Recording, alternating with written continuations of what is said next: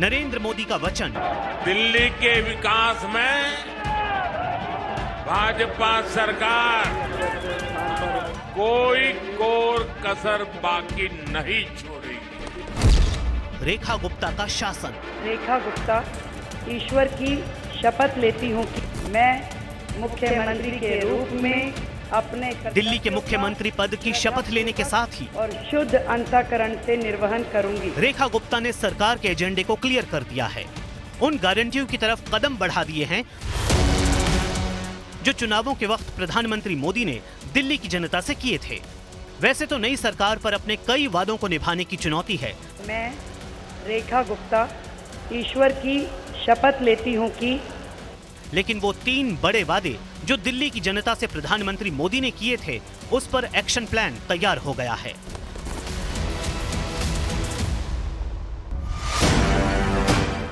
पहला वादा यमुना सफाई का, जो दिल्ली चुनावों में सबसे बड़ा मुद्दा था।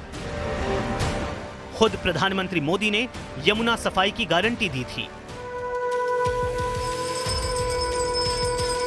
अब शपथ के फौरन बाद और कैबिनेट बैठक से पहले ही सीएम ने स्वच्छ यमुना का संकल्प लिया। हमारी प्राथमिकता रहेगी मां यमुना को फिर से उनके पुराने साकार स्वरूप में लेके आना, साफ सुथरा करना, दिल्ली को वो यमुना माई का फिर से आशीर्वाद देना जिसके वो अधिकारी हैं। दिल्ली चुनावों में मोदी की दूसरी बड़ी गारंटी दिल्ली को भ्रष्टाचार से मुक्त कराने की थी और शीश महल सबसे बड़ा मुद्दा था। अब पीएम की उस गारंटी पर भी एक्शन का ऐलान कैबिनेट मीट में हो गया है। मतलब सबसे पहले सीएजी रिपोर्ट पेश होगी। एक एक पैसे का हिसाब देना पड़ेगा जनता का, और निश्चित रूप में जो काम, जो भ्रष्टाचार पीछे हुआ है वो उजागर होगा। तो क्या मोदी का मैजिक है? आज इसी विषय पर एक हम बड़ी चर्चा करेंगे। आजादी के बाद दिल्ली के राजनीतिक इतिहास में ऐसा पहली बार है कि शपथ के बाद सीधे कोई सरकार मां यमुना जी के द्वार पे चली गई है। यह पहली बार है कि किसी मुख्यमंत्री ने कैबिनेट बैठक से पहले पूरी कैबिनेट के साथ यमुना आरती की और आरती के बाद कामकाज की शुरुआत की। यही चुनावी गारंटी को पूरा करने का मैसेज है और यही मोदी का मॉडल है जिस पर चलते हुए रेखा गुप्ता ने कैबिनेट का ब्लूप्रिंट यमुना तट पर ही बता दिया। मुख्यमंत्री रेखा गुप्ता ने कहा कि यमुना सफाई उनकी सरकार की प्राथमिकता है और मोदी ने दिल्ली को जो गारंटी दी है वो गारंटियां पूरी की जाएंगी। आज इसी पर हम करेंगे बड़ी चर्चा। और वाकई क्या मोदी मैजिक जो है वो बहुत बड़ा है?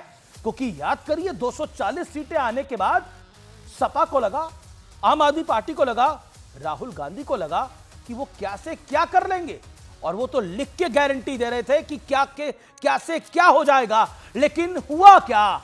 हुआ बीजेपी की प्रचंड जीत। हरियाणा के अंदर पहले, फिर यूपी के उपचुनावों के अंदर, फिर महाराष्ट्र के अंदर और अब दिल्ली के अंदर। तो आखिरकार मोदी की राजनीति की नई रेखा का विश्लेषण क्या है? आइए उस पर नजर डाल लेते हैं। क्या है मोदी मैजिक? और आज हम एक सरल तरीके से आपको बताएंगे।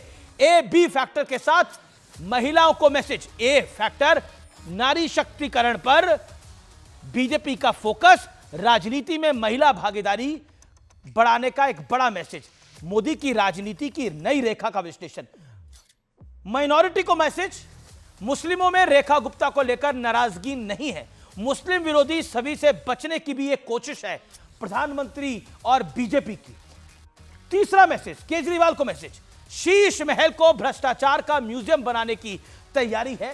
बीजेपी एक बड़ी प्लानिंग कर रही है और पहली कैबिनेट बैठक में कैग रिपोर्ट लाने की तैयारी है। यानी पहला जो विधानसभा सत्र होगा उसमें कैग रिपोर्ट पेश की जाएगी। ममता बनर्जी को मैसेज, बंगाल में ममता के महिला फैक्टर की यह बड़ी काट होगी। ममता के बाद रेखा गुप्ता दूसरी महिला मुख्यमंत्री हैं, तो यह बड़ा मैजिक, बड़ी बात है। आइए पार्टी कैडर को मैसेज क्या है? छात्र जीवन से जुड़ाव, पार्टी से निष्ठा सिलेक्शन का एक बड़ा आधार है। नई पीढ़ी के नेताओं को आगे बढ़ाने की नीति है। यानी सीधे तौर पर रेखा गुप्ता का चेहरा बहुत बड़ा मैसेज दे रहा है। और यही है, और परिवारवाद को क्या मैसेज है जो कि कई राज्यों में अहम है। बिहार में चुनाव होने वाले, वहां अहम है। उत्तर प्रदेश में 27 में विधानसभा होंगे, वहां अहम है। देश की राजनीति में गांधी परिवार के 3 सदस्य इस समय लोकसभा राज्यसभा में मिलाकर है, तो वहां पे भी अहम है। बड़े चेहरों की बजाय कर्मठ कार्यकर्ताओं को प्राथमिकता है। मोहन यादव, नायाब सैनी की तरह रेखा गुप्ता को और भजनलाल शर्मा की तरह रेखा गुप्ता को मौका दिया गया है। और मैं बार बार मोदी मैजिक की बात इसलिए कर रहा हूं कि याद करिए 240 का वो सफर, जैसे ही बीजेपी 240 आई, एक नैरेटिव गढ़ा गया कि बीजेपी आएगी तो खेल को बिगाड़ देगी, बीजेपी आएगी तो आरक्षण को समाप्त कर देगी। ये मोदी का जादू ही है कि 240 से अब यहां तक बीजेपी आई है और तीनों राज्यों के अंदर और यूपी के बाई इलेक्शन के अंदर प्रचंड जीत पाई है। मैं सीधा रुख करता हूं, मेरे साथ अनुराग भदौरिया हैं, मेरे साथ अनुराग ढांडा हैं, आम आदमी पार्टी के, मेरे साथ प्रेम शुक्ला जी हैं। उनका अभिनंदन है आज की इस विशेष चर्चा में, बड़ी चर्चा में, आज के स्पेशल एडिशन में।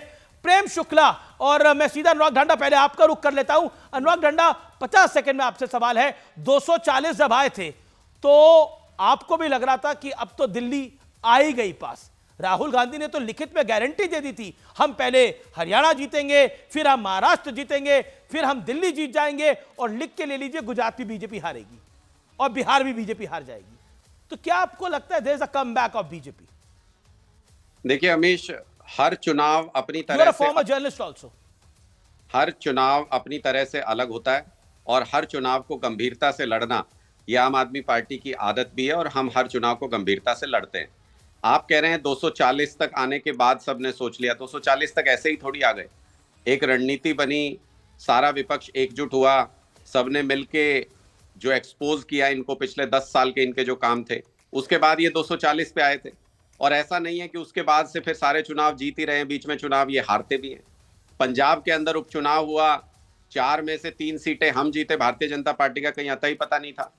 दिल्ली के अंदर भी एक मजबूत लड़ाई ईमानदारी के साथ हमने लड़ी, हमसे 2% वोट भारतीय जनता पार्टी ने ज्यादा लिया। हमने स्वीकार किया कि जनता ने इनको मैंडेट दिया है, जिन उम्मीदों से दिया है। आज पहली कैबिनेट मीटिंग हो रही है, हमें पूरी उम्मीद है कि मोदी जी ने कहा था पहली, लेकिन आप कह रहे हैं कि देखिए हमने बड़ी मेहनत करी। देखिए वो तो यूएस एड डोनाल्ड ट्रंप ने बोला कि 2024 के चुनाव को मोदी को हराने के लिए कितने पैसे वहां से भेजे गए, ये तो डोनाल्ड ट्रंप ने बोला, मैं नहीं कह रहा ये कुछ, डोनाल्ड ट्रंप ने बोला। क्या आपको लगता है, सुभ्राष्ट्रा आपसे मेरा प्रश्न है, ये एक बड़ा मैसेज है, एक नैरेटिव बिल्ड किया गया 2024 के चुनाव में कि आरक्षण समाप्त हो जाएगा, संविधान बदल जाएगा, संविधान खतरे में आ जाएगा? क्या आपको लगता है that's a strong message from the people of India, from the people of Maharashtra, from the people of Haryana and the people of Delhi, कि देखिए ये नैरेटिव नहीं चलेगा, झूठ की राजनीति नहीं चल पाएगी? देखिए ये नैरेटिव एक ज़माने में शायद चल सकता था अमित जी, जिस ज़माने में न सोशल मीडिया था, न जनता के पास उतनी सशक्त आवाज़ थी जैसी आज है। पर अब ये नैरेटिव, अब ये डर काम इसलिए नहीं करेगा क्योंकि आज हर कोई, चाहे वो कोई भी हो, वो वोटर हो या देश के प्रधानमंत्री हो या इस देश के कोई विधायक हो या विधायक से जो कॉम्पिटिशन में हो वो 4 लोग हों, वो सब अपनी बात उसी सशक्तता के साथ, उसी दमखम के साथ उस पूरे ऑडियंस के सामने रख सकते हैं जो अपने अपने हिसाब से इनको राजनीतिक रूप से साथ रख सकते हैं। और इसमें कोई खतरे वाली बात ही नहीं है, तो इसमें संविधान की बात आएगी कैसे, और संविधान खतरे में है ये कैसे होगा? दूसरी बात, अभी अनुराग ढांडा जी खुद ही बता रहे हैं कि किस तरीके से आम आदमी पार्टी ने सबको धता बताते हुए खूब सारी सीटें ली, खूब सारे वोट लिए। तो अगर ये गैर संवैधानिक होता हमारे देश का माहौल, तो ये कैसे जीतते पंजाब? अगर गैर संवैधानिक होता तो अभी अनुराग जी आपको गिनवाना शुरू करेंगे कि भाई यूपी में हम झंडे गाड़ रहे हैं, कैसे गाड़ रहे होते अगर वो गैर संवैधानिक हो मामला। तो बात यह है कि आप अपनी सुविधा के अनुसार संविधान को गाली देते हैं, उसी सुविधा में अगर वो फिट बैठ जाता है तो संविधान की जय जय होने लगती है। ये सब जो शब्द हिंदी का जो है दोहरा मापदंड, वो अब नहीं चलने वाला। ओके, दोहरा मापदंड नहीं चलने वाला। अनुराग भदौरिया, डॉक्टर अनुराग भदौरिया, क्या आपको लगता है उस टाइम पे तो आपने एक नैरेटिव बिल्ड करा, देखिए ये हो जाएगा, कुल मिलाकर संविधान को बदल देंगे, लेकिन काट की हांडी बार बार नहीं चढ़ पाई। देखिए अमीर जी, आप मान के चलिए 240 आ भी गई थी, आने वाले दिनों में 40 नहीं आने वाली, जो भारतीय जनता पार्टी का राष्ट्र परिप्रेक्ष्य में जो जनता उनको जिस तरह से देख रही है। अच्छा, को फालतू बोलकर आपको लगता है कि आपकी सीटें बढ़ जाएंगी? के बारे में बात ना ही छेड़िए। तो मैं अभी संजय निषाद, इनके पार्टी के नेता हैं, उन्होंने बोला था छोटी मोटी घटनाएं हो जाती है, सनातनी श्रद्धालुओं की नहीं 30 लोगों की मौतें हो गई और इनके मंत्री छोटी मोटी घटनाएं बताएंगे। जीतन मांझी इनके एक मंत्री, कैबिनेट मंत्री सेंटर में, वो कहेंगे कि वहां पे अपनी नई दिल्ली रेलवे स्टेशन में भगदड़ में 18 लोगों की मौतें होगी तो कह रहे हैं कि वहां क्यों गए थे, किस लिए गए थे, क्या जरूरत थी। ये मंत्री की भाषा होगी, ये सनातनियों के प्रति इनकी भाषा होगी कि सनातनियों की मौत हो जाएगी उसके बाद कहेंगे क्यों गए थे। तो ये सवाल भारतीय जनता पार्टी से पूछना चाहिए कि इनके राज्यकाल में क्यों सनातनियों की मौत हो रही है। आज ब्रॉडर टॉपिक पे डिबेट है। आपकी आइडियोलॉजी थी समाजवाद आपकी आइडियोलॉजी थी, और आम आदमी पार्टी की आइडियोलॉजी थी ईमानदार सरकार देंगे, हम सिक्योरिटी नहीं लेंगे, छोटे घर में रहेंगे। उन सबको भी तो धत्ता बता दिया ना आपने। आप समाजवाद को फॉलो कर रहे हैं? आपने भी भ्रष्टाचार की बात की, आप समाजवाद को फॉलो कर रहे हैं ना, वही बता रहा हूं। आपने समाजवाद को आप कैसे फॉलो कर रहे हैं, उसका एक उदाहरण दीजिए, देन प्रेम शुक्ला जी बोलूंगा। आपने भी भ्रष्टाचार की बात की, तो भ्रष्टाचार का मामला आपने कहा था कि शीश महल को भ्रष्टाचार का म्यूजियम बनाएंगे। सुन लीजिए, तो आप भ्रष्टाचारियों पे जिन पे आरोप लगाते तो उनको आप मंत्री बना देते हो, तो कौन सी बड़ी बात है आप म्यूजियम, आप तो भ्रष्टाचारियों के मंत्रियों का म्यूजियम बनाइए, क्योंकि आपने इतने मंत्री बना दिए भ्रष्टाचारियों का आरोप लगाते लगाते। दूसरी बात, आप समाजवाद की बात, समाजवाद को कैसे फॉलो कर रहे हैं?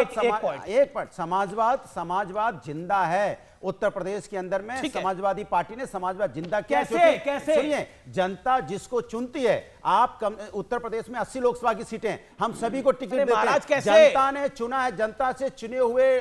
देखो, इस देश के अंदर में संविधान जिंदा है, क्योंकि हम आपका वोट बैंक तो यादव मुसलमान है क्या? आपका वोट बैंक तो एमवाई है ना? नहीं, हमारा वोट बैंक पीडीए है और पूरा समाज है। ओके, पीडीए ये समाजवाद को फॉलो कर रहे हैं, आम आदमी पार्टी ईमानदारी को फॉलो कर रही है। लेकिन और ठीक है, आपने बोल दिया, और बीजेपी 240 से 40 पे आ जाएगी।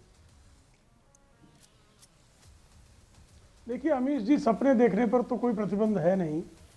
समाजवादी पार्टी की कुल औकात जितनी सीटों की मैक्सिमम है, वो भारतीय जनता पार्टी के बारे में न्यूनतम सोच रहे हैं। भाई, समाजवाद आप नहीं फॉलो कर रहे हैं, आप नमाजवाद फॉलो कर रहे हैं। समाजवाद आपका फॉलो कर रहे थे, आप तो परिवारवाद में हो महाराज। एक ही परिवार के यादव 5-5, 6-6, कौन सा समाजवाद है आपका भाई? आपका समाजवाद सैफई में नृत्य कराना आपका समाजवाद है? आपका समाजवाद मुजफ्फरनगर में दंगे हो तो मजहब विशेष के लोगों को, यानी मुसलमानों को सिर्फ जो है राहत दी जाए। अरे हिंदुस्तानी है, बार बार मुसलमानों को क्या हिंदुस्तानी नहीं है? मैं आपसे पूछना चाहता हूँ, ये क्या भारतीय जनता पार्टी की? आपने गलत बात है, मुसलमान बोलना हिंदुस्तानी नहीं है क्या? हिंदुस्तानी नहीं है क्या? उनका आजादी में कोई आंदोलन नहीं है, उनकी आजादी में अभद्रता क्या है? क्या स्टूडियो में स्पेशल एडिशन है? होल्ड ऑन, शांत रहिए, शांत रहिए। Okay, make your point. ये बदतमीजी क्यों कर रहे हैं? मैं तो उनको सुन रहा था ना। शांत हुआ, 30 सेकंड बोल रहे हैं। अनुराग को ऑडियो डाउन करिए, पीसीआर अनुराग का ऑडियो डाउन करिए। ये बदतमीजी पर क्यों आमादा है भाई? एक के ऊपर एक ना बोले। ओके, बोलिए प्रेम शुक्ला। मैं इनके बीच में एक भी शब्द मैंने बोला क्या? मैं सुन रहा था ना, इनके फूहड़ अभद्र कमेंट्स को भी मैं सुन रहा था ना। मैं, आप भी जरा सुनिए, संयम रखिए, आपसे पूछेंगे, आप उत्तर दीजिएगा। ईमानदारी की बात कौन कर रहा है? ऐसा बेईमान मुख्यमंत्री जो मुख्यमंत्री के पद पर रहते हुए जेल चले जाने के बाद भी सत्ता लोलुपता की पराकाष्ठा करते हुए वो मुख्यमंत्री के पद से त्यागपत्र भी नहीं देता है। और ये दिल्ली हाईकोर्ट के एक्टिंग चीफ जस्टिस का टिप्पणी है कि सत्ता लोलुपता की पराकाष्ठा है कि व्यक्ति जेल में बैठा है। यानी लालू प्रसाद यादव भी जेल जाने के पहले उनमें इतनी नैतिकता थी कि उन्होंने त्यागपत्र दे दिया था। लेकिन इतने अनैतिक और इतने अहंकारी केजरीवाल थे, और अहंकार की पराकाष्ठा थी ना कि आदरणीय प्रधानमंत्री नरेंद्र मोदी जी को चुनौती दे रहे थे कि आपको मुझे हराने के लिए अगला जन्म लेना पड़ेगा। अरे महाराज, इसी चुनाव में हरा दिया। अब तो अगर शर्म हो तो कम से कम जो है नाक रगड़ के, जैसे अदालत में गडकरी जी के सामने माफी मांगी थी, अरुण जेटली जी के सामने माफी मांगी थी, जनता के सामने मांगिए। दिल्ली का मालिक आप केजरीवाल जी की पार्टी से नहीं है, यूपी के अंदर आपको जनादेश था। जी, यूपी के अंदर टूटी का मामला आया था, यहाँ दिल्ली में एसी का मामला सामने आ गया। बीजेपी कह रही है कि मनीष सिसोदिया ने अपने दफ्तर से एसी उतार लिए। मैं उस विषय पर आना नहीं चाहता, लेकिन क्या आपको लगता है जिस नैरेटिव को आप बिल्ड करते हुए आए थे, the politics you played and you played it quite well, I want to compliment you, played it quite well, लेकिन उसी पॉलिटिक्स को आपने धत्ता बता दिया। आपने ईमानदारी की बात करी, लेकिन शराब घोटाला हो गया। आपने बोला आप बड़ा घर नहीं लेंगे, लेकिन जो मकान बन के आया सीएम का, जिसको शीश महल का नाम बाद में दिया गया, वो शीश महल बन गया और इतना आलीशान, सिमसिम खुलजा वाले पर्दे और पता नहीं क्या क्या वहां पर चीजें आई सामने। क्या आपको लगता है दैट रियली आप उसने आपके फोकस को बिगाड़ के रख दिया टोटली? देखिए, बीजेपी पहले दिन भी झूठ बोल रही थी और बीजेपी आज भी झूठ बोल रही है। इन्होंने आज एक व्यक्ति को मंत्री पद की शपथ दिलाई है, कपिल मिश्रा, जो प्रधानमंत्री मोदी जी को भर भर के गालियां देते थे, उसका इनाम आज उनको दिया गया है। वही कपिल मिश्रा ने सत्येंद्र जैन जी पे आरोप लगाए थे, 2 करोड़ रुपए लेके ये मुख्यमंत्री के घर गए, फिर कोर्ट के अंदर माफी मांगी है उन्होंने, आज उनको इन्होंने मंत्री बनाया है। जितना झूठ भारतीय जनता पार्टी बोल सकती है उतना झूठ तो हिंदुस्तान के इतिहास में कोई नहीं बोल सकता। अब ये कह रहे हैं कि हम इसकी जांच कराएंगे, उसकी जांच कराएंगे, क्यों? क्योंकि इनको दिल्ली के लोगों को जो वादे किए वो पूरे नहीं करने। जांच वाली एक एजेंसी का नाम बता दें, प्रेम शुक्ला जी, जो कल इनके पास नहीं थी और दिल्ली में सरकार बनने के बाद इनके पास आ गई हो। सीवीसी इनके पास था। नहीं, तो मैंने सवाल पूछा अनुराग डांडा, आंसर माय क्वेश्चन। क्या जिस पॉलिटिक्स को आप प्ले करके आए उसी पॉलिटिक्स को आपने धता बता दिया? That's my point. ये जनता पार्टी का गढ़ा हुआ एक नैरेटिव है। हम जिस पॉलिटिक्स को लेके आए थे, हम आज भी पूरी मजबूती से उस पर खड़े हैं। दिल्ली के लोगों के लिए पहले सरकार सिक्योरिटी लेकर आज विपक्ष में आपके तो मेंबर ऑफ पार्लियामेंट कांग्रेस के Gagandeep Ojhla member of parliament है, उन्होंने सवाल करा, मतलब आपके एक सांसद राघव चड्ढा जी मतलब 100 पुलिस वालों की सिक्योरिटी लेके घूमते हैं और आप लोग कह रहे हैं कि ये वीआईपी कल्चर नहीं है। Do you think this is not VIP culture? अरे प्रधानमंत्री, देश के लोगों को आप क्या समझ रहे हैं? मैं ये कह रहा हूं कि प्रधानमंत्री जी 8500 करोड़ के प्लेन में घूमते हैं, उसके बारे में आपने कभी सवाल किया मिश जी? प्रधानमंत्री जी ने एसपी पहले नहीं घूमते थे, पहले नहीं तो घूमते थे कोई भी प्रधानमंत्री, मुझे बताइए। पूरा चंद्रशेखर जी नहीं घूमे, मेरे को बताइए। इंद्र कुमार गुजराल नहीं घूमे, देवेगौड़ा नहीं घूमे, डॉक्टर मनमोहन सिंह नहीं घूमे, पीवी नरसिम्हा राव नहीं घूमे, अटल बिहारी वाजपेयी नहीं घूमे। बताइए, प्रधानमंत्री का एक प्रोटोकॉल होता है, दैट्स माय पॉइंट। किसी का भी प्लेन 8500 करोड़ का नहीं था, ऐसे लेविश नहीं। तब भी कितने करोड़ का तो होगा।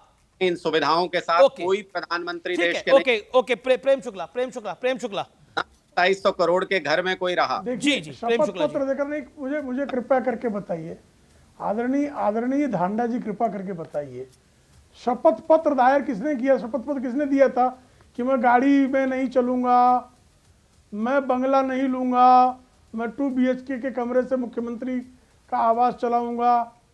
किसने जो है अपने बच्चों की कसम खाई थी कि मैं राजनीति में नहीं आऊंगा? झूठा लंपट किसको कहा जाए? बच्चों की कसम खाकर कहे मैं राजनीति में नहीं आऊंगा, राजनीति में चले आए। शपथ पत्र दायर करके कहे कि मैं सुरक्षा नहीं लूंगा और 2 राज्यों की सुरक्षा ले ले। शपथ पत्र दायर करके कहा, अरे भाई शीला दीक्षित पर आरोप लगाया कि उनके घर में 8 AC हैं और आज और करे कैसे नींद कैसे आती है? दिल्ली की जनता झुग्गी में और 8 AC में शीला दीक्षित जी सोती हैं। कितने AC आपने मकान में लगवाए थे? और मनीष सिसोदिया जी पर तो आरोप है कि वो AC उठा भी ले गए। मैंने ये भी कि कोई टोटी उठा ले जाए, कोई AC उठा ले जाए और दोनों में गठबंधन हो जाए, बड़ा मैत्री भी रहे। तो ये टोटी और AC की जो मैत्री है, ये भी गजब की है भाई। अनुराग राणा मुझे बताइए ना, आपने कहा कि हम भ्रष्टाचार को जो है लोकपाल कहाँ गया? अनुराग राणा, इसके साथ मेरा एक और सवाल जुड़ा हुआ जो कि लार्जर टॉपिक है। डू यू थिंक ये जो 240 का फैक्टर था और उसके बाद ये अब महाराष्ट्र, हरियाणा और Delhi, do you think there is a Modi magic और you don't accept it till now? मैं पहले 2 पॉइंट्स को क्लैरिफाई कर दूं। एक, मनीष सिसोदिया जी का आपने भी नाम लिया, प्रेम शुक्ला जी ने भी नाम लिया। आपके विधायक सरेआम झूठ बोलते हुए पकड़े गए। वो उस ऑफिस में गए, उनसे पूछा गया कि पीडब्ल्यूडी ने क्या आपको लिस्ट दे दी है? उन्होंने कहा मुझे हैंडओवर नहीं मिला इस ऑफिस का। अरे जब हैंडओवर ही नहीं मिला, जब लिस्ट ही नहीं मिला, क्या सामान था क्या नहीं था, तो झूठ बोलते फिरते रहते हैं। पूरी आदत है ऊपर से लेके नीचे। बीजेपी कह रही है कि एक जगह टूटी चुराई जाती है, एक जगह AC चुराया जाता है और दोनों में अलायंस है। अब आप फिर से वही बात कह रहे हैं अमीश जी, मेरे क्लैरिफाई करने के बाद कि बीजेपी का जो नेता ये कह रहा था उसके पास पीडब्ल्यूडी का ना हैंडओवर था ना कोई लिस्ट थी। ऐसे खड़े हो दिखा रहा था। मोदी जी से लेके नीचे तक इनकी आदत है झूठ बोलने की। कौन व्यक्ति था जिसने कहा था चौराहे पे खड़े होके अगर 50 दिन में नोटबंदी के बाद अर्थव्यवस्था वापस खड़ी ना हो तो 50 दिन के बाद मुझे चौराहे पे आ जाऊंगा? कौन व्यक्ति था जो कह रहा था? उससे झूठा कोई व्यक्ति हो सकता है क्या? कौन व्यक्ति था जिसने कहा था 15-15 लाख रुपए दे दूंगा? फिर उससे झूठा कोई व्यक्ति हो सकता है? Okay, you made your point. Okay, Prem Shukla, quick reaction Prem Shukla ji, 30 second, then सुब्राष्ट्रा एंड अनुराग। देखिए आपने झूठ का केजरीवाल के झूठ का इनके पास उत्तर नहीं है। भाई अर्थव्यवस्था तो खड़ी हुई, 4.8 की फीसदी की वृद्धि दर पर देकर गए थे मनमोहन सिंह, और 6.5%, 7% एवरेज रही, तो अर्थव्यवस्था खड़ी हुई, विश्व की 5वीं अर्थव्यवस्था बनी, और जो है 28 करोड़ लोगों को जो है गरीबी रेखा से निकाला, और ये अंतरराष्ट्रीय मुद्रा कोष का आंकड़ा है, केजरीवाल के किचन में गड़ा हुआ आंकड़ा नहीं है। और केजरीवाल जो अपने बच्चों की कसम खा रहे थे, उनसे बड़ा झूठा कौन है, उस पर आप कुछ उत्तर नहीं दे रहे हो। कहिए केजरीवाल झूठे थे, या कहिए केजरीवाल ने ये कैसे बोलेंगे, ये कैसे बोलेंगे? अरे हिंदी पार्टी के सबसे बड़ा नेता है प्रेम भाई, ये कैसे बोलेंगे वो झूठे हैं? कह दीजिए ना। तो केजरीवाल तो मान लें, स्वीकार लें कि झूठ का पुलिंदा जो है वो केजरीवाल है, स्वीकार लें, ठीक है, झूठ बोल रहे हैं। अरे आप जन लोकपाल कहाँ चला गया? आप तो लोकपाल लाने वाले थे ना। लोकपाल आंदोलन की औलादों ने ये बताएं ना, 11 वर्षों में जन लोकपाल क्यों नहीं लाया? जरा बताइए ना, क्या हो गया? आपको ऑडियो कट रहा है अनुराग, आपका ऑडियो कट रहा है। यहाँ पर आपके सहयोगी बैठे हैं, अनुराग भदौरिया, ये टूटी आपका पीछा नहीं छोड़ती। मैंने कह रहा हूं जो पार्टी बेचारे आप कुछ भी कर रहे हैं, आप 37 सीटें मिले हैं, ये टूटी, जब जेल ये टूटी, आप प्रेम शुक्ला टूटी, मतलब टूटी टैप के पीछे पड़े रहते हैं, और गौरव भट्टा टूटी हुई साइकिल के पीछे पड़े रहते हैं। जैसा स्तर होगा उसी तरह की बात करता है ना व्यक्ति। वही मैं, जिसका जैसा स्तर होगा, मैं पूछना चाहता हूं, सबसे बड़ा चोर होता है जो लोगों के विश्वास को चोरी करे, जो लोगों के भावनाओं को चोरी करे। किस पार्टी ने विश्वास का चोरी किया, जरा बता दीजिए। किस पार्टी ने जनता का विश्वास तोड़ा है? वही पार्टी जिसने कहा था कि हम आएंगे और हर घर में हर एक को 15 लाख रुपए मिलेगा, हम आएंगे, किसान की इनकम दुगनी हो जाएगी, काला धन वापस आ जाएगा। काला धन तो आया नहीं, 80 हमारे 10 लाख जो 10 लाख करोड़ बट्टे खाते में और चले गए। 10 लाख करोड़ बट्टे खाते में गए कि नहीं गए? सुनिए, मैं गलत कह रहा हूं, बता दीजिए। पानी पीजिए आराम से। एक ये टूटी का मामला है क्या? वंस इन ऑल सेटल कर दीजिए। उतरी थी, नहीं उतरी थी, ये क्या है? मतलब ये प्रेम शुक्ला का मुंह आप बंद करिए, क्योंकि टूटी का मामला क्या है ना? वो टूटी उतरी थी कि नहीं उतरी? लोग, अरे काहे की टूटी? ये वो लोग हैं जो मानसिक रूप से टूटे हुए हैं, जो मानसिक रूप से टूटे होते हैं। वो इसी तरह के नहीं है, आप वो मानसिक रूप से टूटे। हम तो 43 सीटें लाके बैठे हैं, वो 33 में, तो मानसिक रूप से कौन टूटा होगा? टूटे हुए नहीं होते मानसिक रूप से। तो सरकार का तंत्र नहीं, तो सरकारी तंत्र का इस्तेमाल करो, उन्हें पता, उनकी आत्मा ही पता है, उनकी आत्मा पता है कि सरकारी तंत्र का दुरुपयोग करके एक करके। अच्छा ठीक है, जब अनुराग भदौरिया को हार जाओगे। अनुराग भदौरिया को बोलने का बहुत शौक है, तो एक लाइन में एक जवाब दीजिएगा। मैं आपसे क्विकली पूछता हूं। अच्छा, आपने टूटी का मामला आपने बोला कि उनकी हिम्मत टूटी पड़ी है, ठीक है, आपने बोला। अब मैं आपसे आता हूं, आप महाराष्ट्र कैसे हार गए? मैंने कहा एक लाइन में जवाब। एक लाइन में, भारतीय जनता पार्टी की सरकार तंत्र का दुरुपयोग करती है। अच्छा, जम्मू कश्मीर कैसे जीत गए? मैंने कहा ना, भारतीय जनता पार्टी को पता है कि कैसे जोड़ना तोड़ना है। नहीं, जम्मू कश्मीर आप लोग जीते हैं, अलायंस जीता। नहीं, आप भूल ही गए, कौन जीता था? अच्छा, अब अगले सवाल पे आ रहे हैं। हरियाणा मैंने कहा हरियाणा में वही भारतीय जनता पार्टी ने क्या वही खेल किया जो भारतीय जनता पार्टी खेल में माहिर है, किस तरह से तंत्र का इस्तेमाल करना है। देखिए आपने मिल्कीपुर को कैसे रोका रखा, लास्ट में एक मिल्कीपुर का चुनाव कराया। हरियाणा बीजेपी तंत्र का इस्तेमाल करा। अच्छा, एक बात बताइए, झारखंड कैसे जीत गई इंडिया अलायंस? क्योंकि इंडिया अलायंस ने मेहनत की है। अरे वाह, अच्छा, तंत्र नहीं चला। एक सेकंड, सरकार नहीं थी, एक सेकंड। अब जहां सरकार होती है वहां तंत्र का इस्तेमाल करते हैं। वहां सरकार नहीं थी इनकी भाई, जहां सरकार होती है वहां तंत्र का इस्तेमाल करते हैं। आपने देखा नहीं? अच्छा, जहां क्या किया इन्होंने? अच्छा, नहीं, कुंदरकी में क्या किया था? एक सेकंड, आप तो बिल्कुल रोना शुरू कर देते हैं। मेरा अगला सवाल है, मेरा अगला सवाल है, दिल्ली कैसे जीत गई भारतीय जनता पार्टी? मैंने कहा भारतीय जनता पार्टी को, मैंने अभी बोला, सरकार का तंत्र का उसे इस्तेमाल करना आता है। ये बहुत बड़ा आरोप है आपका। बीजेपी तंत्र का इस्तेमाल करती है, तंत्र का ऐलान इस्तेमाल करती है, इसीलिए भारतीय जनता पार्टी जीत जाती है। बिल्कुल सही बात। एक सेकंड। उत्तर प्रदेश में जब लोकसभा का चुनाव हुआ, सरकार किसकी थी? बीजेपी की। केंद्र में किसकी सरकार थी? बीजेपी की। वहां पे तंत्र का इस्तेमाल नहीं हुआ था, क्योंकि कहां पे? उत्तर प्रदेश में लोकसभा चुनाव में। तो पूरा लोकसभा का चुनाव हो रहा था ना। बहुत बढ़िया। तब कहां से कर पाएंगे? आम चुनाव हो रहा है ना। ओके, प्रेम शुक्ला। देखिए, भारतीय जनता पार्टी तंत्र नहीं, विकास के मंत्र का, जनसेवा के मंत्र का उपयोग करती है। और टोंटी चोर जो हैं वो सिर्फ एक ही जो है मुस्लिम तुष्टीकरण का मंत्र चलाते हैं। टोंटी चोरों के पास, बकरी चोरों के पास क्या है? और एक बकरी चोर, एक टोंटी चोर, चोरी के अलावा और चौर कर्म के अलावा कुछ शेष नहीं है।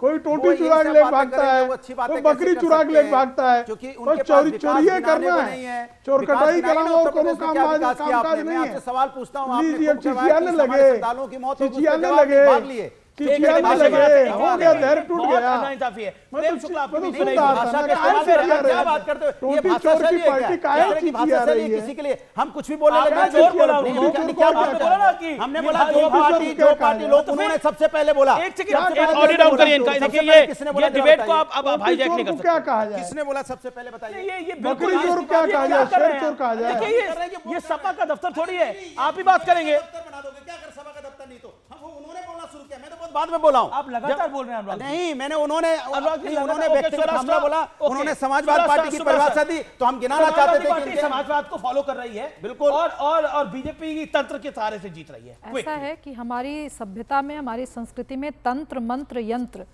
तीनों का प्रयोग सात्विक रूप से अगर कोई कर पाए, वो भगवती का सच्चा साधक और काल भैरव का सच्चा साधक होता है। तो अब ये क्यों नहीं कर पा रहे हैं और कौन कर पा रहा है का अंतर स्पष्ट है, अगर मैं इनको बहुत अच्छी शालीन भाषा में जवाब दूं तो।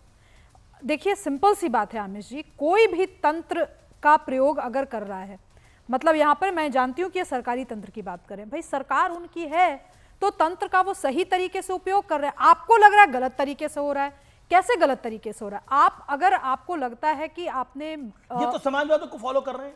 ये तो समाजवाद को फॉलो करें, बात सही आप कह रहे हैं। समाजवाद इतनी व्यापक विचारधारा है कि समाजवाद के अंदर आप सीएम कार्यालय से, सीएम हाउस से जब आप बाहर आते हैं तो आप वहां की सारी व्यवस्था, वहां के सारे तंत्र चुरा कर ले जाते हैं। ये अगर समाजवाद है तो मैं क्या कहूं इस पे। एक समाजवादी हमारे यहाँ भी हुए थे बिहार में, जिन्होंने 950 करोड़ के लगभग का चारा गटक लिया था। तो अब ऐसे ऐसे तांत्रिक समाजवादी इस हमारे देश में हो जो कि तामसिक तंत्र का प्रयोग करते हैं तो क्या ही नहीं, तो आप ये प्रूव करके दिखा दीजिए कि सरकारी जो वहां पे तंत्र था उसको लेके गए, प्रूव कर दीजिए। आप झूठ बोलने से क्या फायदा? नहीं, आपने अभी बोला ना कि जो सरकारी, नहीं लालू यादव जी जेल जा चुके हैं, मुझे क्या प्रूव करने की आपने बोला एक वो थे, दूसरे वो थे। आप तो एक जो पहला वाला था वो कौन था? कौन था जरा बता दीजिए। अनुराग जी, अगर आपकी शुचिता लोगों के मन में इतनी ज्यादा छपी हुई है, तभी 43 सीटें आई हैं, तो ठीक है, अच्छी बात है। आप बिल्कुल खुश रहिए कि ये झूठ फैलाते रहे कि सामान चोरी करके ले गए। मैं आपके बीच में बोली थी क्या अनुराग जी? मैं आपके बीच में बोली थी क्या? मैं व्यक्तिगत हमला नहीं करता। नहीं, आप व्यक्तिगत नहीं कर, मैं व्यक्तिगत हमला नहीं कर रही हूं। नहीं, I'm sorry। व्यक्तिगत हमला कर रही है। अखिलेश यादव मेरे मुख्यमंत्री थे। व्यक्तिगत बोला उन्होंने? अखिलेश यादव मेरे मुख्यमंत्री थे एक जमाने में। मैं सवाल पूछूंगी, सरकारी बंगला मैं बिल्कुल बोलूंगी। सरकारी बंगले से जब आप निकलेंगे तो आप बतौर मुख्यमंत्री निकल रहे हैं। हाँ। सवाल मैं पूछूंगी और अगर कोई कहेगा, मैं पूछ तो रही हूँ, आप बीच में हैकल, इसको हैकल कहना कहते हैं। पहले अदब से, शांति से, चूंकि आप बात बताइए ना, क्या बोलना चाह रहे हैं? अदब से तशरीफ रखे रहिए और बात करने दीजिए। बोलिए क्या ले गए? क्या ले गए, क्या नहीं ले गए, इसका जवाब आपको जनता ने ठीक तुरंत चुनाव के बाद। अच्छी बात है, आप काबिज हैं भैया। आप आज योगी जी की जगह अखिलेश यादव काबिज है वहां। उन्होंने ही महाकुंभ करा रहे हैं, वही गंगा में डुबकी अंतरराष्ट्रीय स्तर से भी लोग आके उन्हीं के तत्वावधान में श्रद्धालुओं की मौत भी हुई। बिल्कुल हुई है।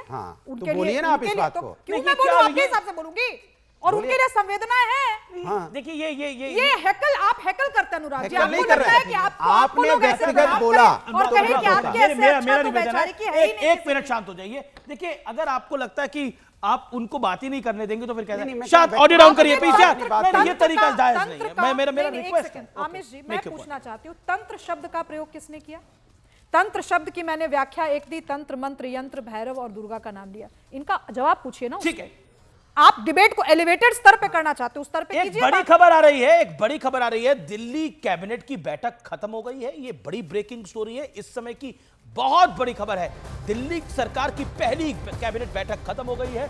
रेखा गुप्ता जो मंत्रियों के साथ बैठक कर रही थी कैबिनेट की, वो बैठक खत्म हो गई है और कुछ देर में प्रेस ब्रीफिंग करेगी दिल्ली सरकार। क्या बड़े फैसले ले रही है भारतीय जनता पार्टी की नई नवेली सरकार। 27 साल बाद आई है भारतीय जनता पार्टी की सरकार और निश्चित तौर पर, सीधे तौर पर रेखा गुप्ता ने सीधे तौर पर कहा है, मुख्यमंत्री बनता ही कहा है कि केजरीवाल से पाई पाई का हिसाब लिया जाएगा। इसके मायने क्या है? प्रेम शुक्ला, केजरीवाल से पाई पाई का हिसाब लिया जाएगा।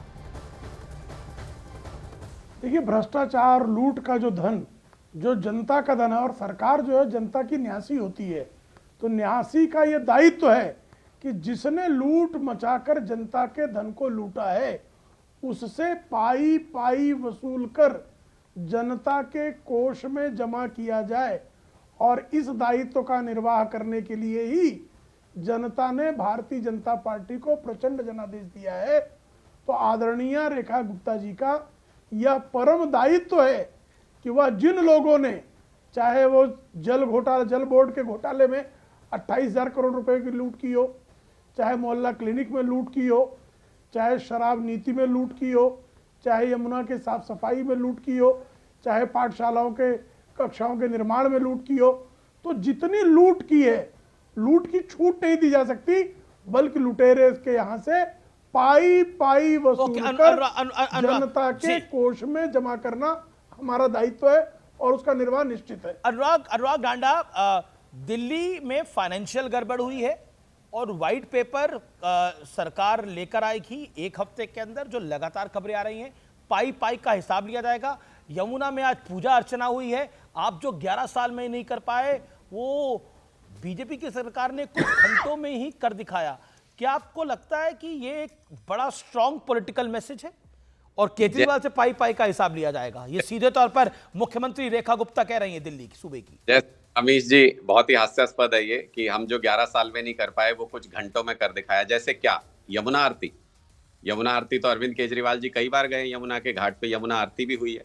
और जिस यमुना आरती में आज मुख्यमंत्री शामिल हुई थी, वो यमुना आरती तो पिछले 1 साल से रोजाना हो रही है वहां पर। तो इसमें क्या कर दिया 1 घंटे में जो हम 11 साल में नहीं कर पाए? मतलब अतिशयोक्ति अलंकार को भी आप धता बता देते हैं कई बार। मुझे लगता है कि नहीं, पूरी कैबिनेट कब गई थी यमुना आरती करने के लिए? मेरा सवाल ये है आपसे, अरविंद केजरीवाल पूरी कैबिनेट के साथ 1 साल में कब गए थे? केजरीवाल जी पूरी नहीं, डेट बताइए ना आप। कई बार आयोजन कर चुके हैं। डेट बताइए कब गए थे Arvind Kejriwal with full cabinet? मैं कह रहा हूं 2016 में किया, 2017 में किया, 2019 में किया। कई बार यमुना आरती पूरी कैबिनेट के साथ, सांस्कृतिक कार्यक्रमों के साथ हो चुकी है वहां पर। आपको इसकी जानकारी नहीं, इसका मतलब ये थोड़ी है कि हुई नहीं है। ऐसा कई बार हो चुका। और पिछले 1 साल से जिस घाट पे आज गई थी, वो भी ये नहीं है कि आयोजन किया गया था, वो यमुना तस्वीर नहीं है भाई। उस घाट पर एक संस्था के द्वारा वो यमुना आरती रोजाना होती है। उसमें अरे पब्लिसिटी के आप मास्टर हैं, आप तस्वीरें नहीं जारी करेंगे उसकी? क्या कमाल की बात करते हैं अनुराग जी। आप देखा आपको पता नहीं होता, आपको मुझे अच्छा, मतलब आपको तो ये नहीं, आप लोग आम आदमी पार्टी को ये नहीं पता लगा शीश जो कि सो कॉल्ड शीश महल है उसमें 50 AC लगे हैं, पता नहीं था क्या? मैं कह रहा हूं अब वहां पर कितने टीवी लगे हैं वो पता नहीं था क्या? आपने बोला पता नहीं होता, तो पता नहीं होते कि मैं बात कर रहा हूं कितने अच्छा बताइए, ये पता नहीं है देश की जनता को कितने एसी लगे हैं सीएम हाउस में जो 6 फ्लैग स्टाफ रोड पे है? How many ACs are there? क्योंकि शीला जी के तो 15 एसी पे सवाल था, यहाँ पे कितने एसी हैं? मैं बता रहा हूं, सरकार जनता पार्टी की है, वो एक सरकारी आवास है। एसी गिनिए, नुमाइश लगाइए, टिकट लगाइए, जो करना है कीजिए। सरकारी आवास बताइए ना कितने एसी थे? अरे मैं कह तो रहा हूं, जो करना है कीजिए। प्रधानमंत्री जी के घर में कितने एसी? पता नहीं है इसका मतलब? फिर मैं बताऊंगा। आम आदमी पार्टी के कार्यकर्ताओं को भी नहीं आपको पता नहीं है अनुराग कितने एसी थे? नहीं, मैं कह तो रहा हूं ना कितने एसी थे। आप तो कई बार मुख्यमंत्री आवास गए होंगे। How many ACs? कितने जोड़ी जूते रखे आप बता दीजिए, फिर उसके बाद मैं बताऊंगा। किसके? आप वहां नहीं जाएंगे बिल्कुल भी। नहीं, एक सेकंड, क्या पूछा आपने? क्या पूछा आपने? मैं कह रहा हूं प्रधानमंत्री जी के घर में कितने झूमर लगे हैं, कितने जोड़ी जूते रखे हैं, कितने कालीन बिछे हैं 100 करोड़ रुपए के, आप वो बता दीजिए। उसके तुरंत बाद मैं बताऊंगा क्या क्या है वहां पे। नहीं, मैं तो प्रधानमंत्री के आवास पे गया हूं, कितने वहां पर कारपेट लगे हैं, पूरा आवास तो नहीं देखा, कितने झूमर लगे हैं वो तो मेरे को जानकारी नहीं है। जहां तक आपने जूते और चप्पलों की बात कही, मुझे लगता है कि प्रधानमंत्री के काम गिनने लेने चाहिए, वो ज्यादा महत्वपूर्ण है। आप काम गिन लेने चाहिए, वो ज्यादा महत्वपूर्ण है। देखिए प्रधानमंत्री के आवास पे क्या लगा है उसका जवाब, उसका एक सेकंड। लेकिन मैं आपसे जो सवाल पूछ रहा हूं, एसी के ऊपर आपके पास जवाब नहीं है। मैं कह रहा हूं 15 एसी का विषय आप ही ने बनाया था ना। अरविंद केजरीवाल जी के काम नहीं गिनने चाहिए। एक सेकंड, सुराष्ट्र चाहिए। अरविंद केजरीवाल जी के टॉयलेट में झांकेंगे? नहीं, एक सेकंड अनुराग जी, अरविंद केजरीवाल जी के, अभी तो आप कह रहे थे कि सीएम आवास वो तो सरकारी आवास है, तो फिर पर्सनली अरविंद केजरीवाल जी के बाथरूम में कोई नहीं झांक रहा है, बहुत क्लियर बताया जा रहा है यहाँ पर। तो आपने ये मुद्दा बनाया था। एक सेकंड, देश की जनता और दिल्ली की जनता ने आपको नहीं कहा था कि आप सामने आकर कस्में खाइए कि हम यह नहीं करेंगे, हम वह नहीं करेंगे, और वो लंबी फहरिस्त है, मैं गिनवाना नहीं चाहती। आपने कहा शीला दीक्षित जी के ऊपर सवाल, आपके जो पिछले मुख्यमंत्री थे उन्होंने ये दावा किया कि 15 एसी लगे हैं जी, हम तो आम आदमी, हम तो वैगनआर से ही चलेंगे और हम तो जी कभी सत्ता पे काबिज नहीं होंगे। तो इन सभी 3-4 मुद्दों पे तो आपसे सवाल उठाया जाएगा ना, और ये मुद्दे पॉलिसी के मुद्दे से अलग है अनुराग जी। मैं एक बात दो चीजें महत्वपूर्ण है जी। और आपने जो बोला यमुना आरती एक विषय हो सकता है, यमुना की सफाई भी शुरू हो गई है जो आपकी सरकार नहीं कर पाई। और खुद अरविंद जी ने एक इंटरव्यू में माना, अनुराग, यमुना की सफाई का काम भी शुरू हो रहा है। अरे उस पे आ जाइए ना अमीश जी, जो मशीनें दिखा के 2 दिन से ढिंडोरा पीटा जा रहा है, अगर वो मशीनें 2017 में ना चली हो, अभी गूगल सर्च कीजिए। अगर वो मशीनें 2018 में ना चली हो, अभी कीजिए। सालाना किराए पे मतलब अनुराग जी कि 2000 जो भी 17 में 18 में अगर मशीनें चली तो या तो मशीनें काम नहीं कर रही थी या आपके पर्यवेक्षक वहां मौजूद नहीं थे। यही दो चीज हो सकती है ना। जब यमुना साफ नहीं हुई, जब आउटकम नहीं आया, ये जो फिजिक्स में जो final question 10 second final question सुब्राष्ट्र, क्या आपको लगता है कि पोस्ट 2024 के बाद आपको लगता है जो बीजेपी को एक सेटबैक लगा 240 के बाद भी, क्या लगता है आपको दोबारा बीजेपी ब्लैक बोर्ड पे गई? जी, ना केवल ब्लैक बोर्ड पे गई बल्कि इस मिशन के साथ गई कि हमारे सर पे जो ये जो कालिमा एक खींची जा रही है उस कालिमा को मिटाना है। और मुझे लगता है कि इसका परिणाम आगे आने वाले कई इंपॉर्टेंट चुनावों पर भी पड़ेगा, जैसे बिहार के चुनाव पे इसका बहुत बड़ा इंपैक्ट पड़ने वाला है। मुझे याद है 2015 के जो 2015 का चुनाव था, उसके पहले बीजेपी चूंकि दिल्ली हार चुकी थी, उसका एक बहुत बड़ा मैसेज गया था काडर को। तो ये बिहार के चुनाव के लिए, ये बंगाल के चुनाव के लिए एक बहुत बड़ा मैसेज है। अभी पूर्वोत्तर में भी चुनाव होने हैं, वहां के लिए भी एक बहुत अनुराग भदौरिया, क्या आपको लगता है कि there is a Modi magic? मुझे लगता है महाराष्ट्र में मोदी वेव थी। देखिए तंत्र मंत्र अलग बात है, लेकिन मैं तो यही कहूंगा सभी से, जितने पैनलिस्ट यहाँ बैठे हैं, कम से कम हम लोग भाषा की मर्यादा को सहमत रखें।